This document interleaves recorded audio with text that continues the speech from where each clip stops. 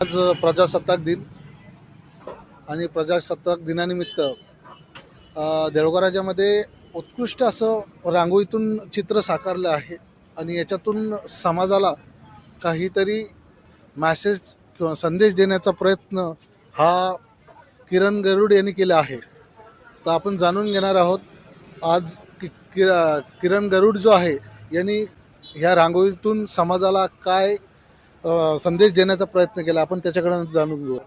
माझं नाव किरण गरुड. मी एक छोटासा आर्टिस्ट आहे. एक साधारण चित्र काढलं आहे.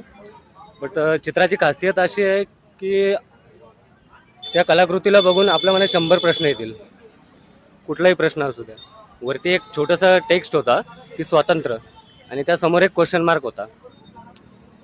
वरती भगतसिंग आहे, आणि हल्लीच्या परिस्थितीला ज्या काही घडामोडी घडताय, स्त्रियांवरती अन्याय असू द्या, गरिबी असू द्या, सगळ्या गोष्टी असू द्या, तर माझा प्रश्न होता प्रत्येकाला, मला स्वतःला, प्रत्येकाला, समाजाला, सोसायटीला, सिस्टमला, की खरंच हे स्वातंत्र्य आहे का? जर नाही तर जबाबदार कोण आहे? ज्यांनी बलिदान दिलं, खरंच ते बलिदान त्यांचं व्यर्थ गेलं का चांगलं झालं आहे? खरंच ते वरतून बघत असतील तर काय विचार करत असतील? माझा आज छोटासा प्रयत्न होता जेणेकरून कोणीही रांगोळी बघितली तर त्यांच्या मनात प्रश्न येत राहावे.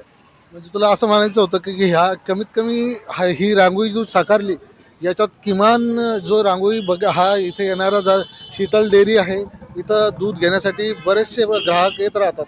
तर ह्या रांगोळीतून कमीत कमी 4 लोकांना तरी हा मेसेज कळावा आणि त्यांचं मानसिक हे व्हावं, त्यांना कुठेतरी त्यांचं मत परिवर्तन व्हावं. ह्यातून तुला असं वाटतं? सर, यामध्ये कसं असतं ना, जोपर्यंत माणूस स्वतःला प्रश्न विचारत नाही ना, तोपर्यंत बदल कधीच होत नाही. हा पॉईंट असा आहे ना, इथं रोजचे 5 ते 6 हजार लोक येतात. तर माझी फक्त इतकी इच्छा होती की प्रत्येकानं स्वतःला एक प्रश्न विचारला पाहिजे की जेणेकरून तितक्या लोकांमध्ये तरी थोडाफार बदल झाला पाहिजे.